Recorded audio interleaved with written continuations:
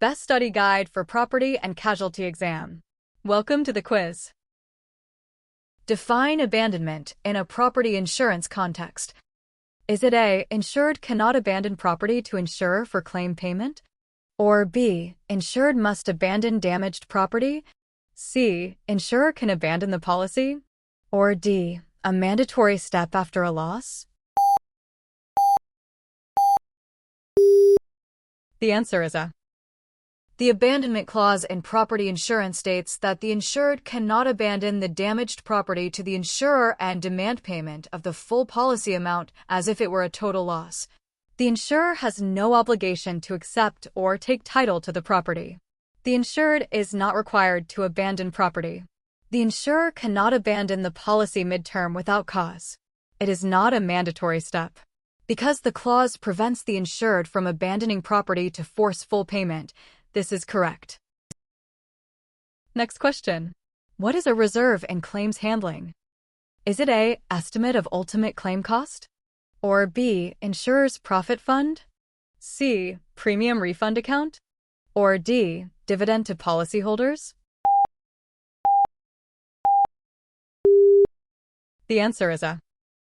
A reserve is the insurer's estimate of the total future cost to settle a claim, including indemnity, defense, and adjustment expenses. It is not profit, refund, or dividend. Because it estimates ultimate claim cost, this is correct. Next question.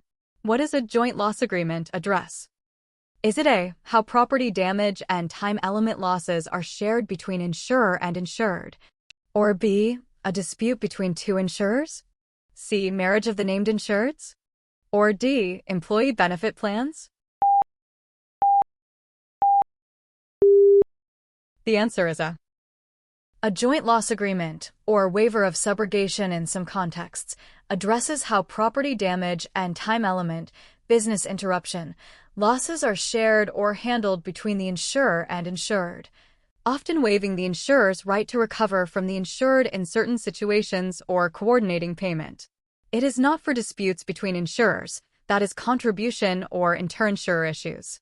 It is not related to marriage or employee benefits. Because it deals with sharing property and time element losses, this is correct. Next question. Why is utmost good faith a fundamental principle in insurance? Is it A, both parties rely on the honesty and full disclosure of the other? Or B, only the insurer must be honest? C, it applies only to claims? Or D, it allows for intentional misrepresentation? The answer is A. Utmost good faith, uberami fidei, is a fundamental principle in insurance because both the insurer and the insured must act with complete honesty, full disclosure of all material facts, and fairness. The insured must reveal all known risks in the application, and the insurer must be transparent in policy terms, since insurance involves one-sided information and high trust. It is not only the insurer's duty. It applies to the entire contract, not just claims. It does not allow intentional misrepresentation, which voids coverage. Because both parties must disclose fully and honestly, this is correct. Next question. What does actual total loss mean in property insurance? Is it A, property is not economically reparable?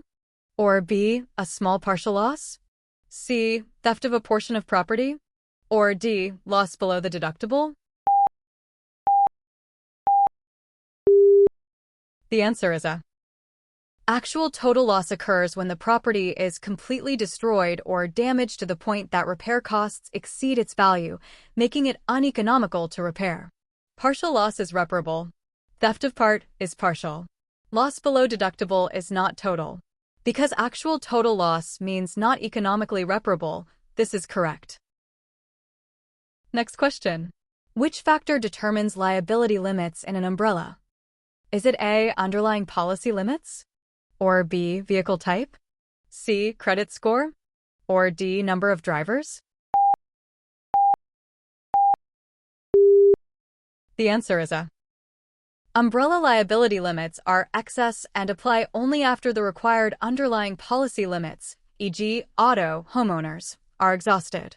Vehicle type, credit score, and number of drivers affect underlying premiums/risk, not the umbrella limit itself. Because umbrella requires underlying limits, this determines its application.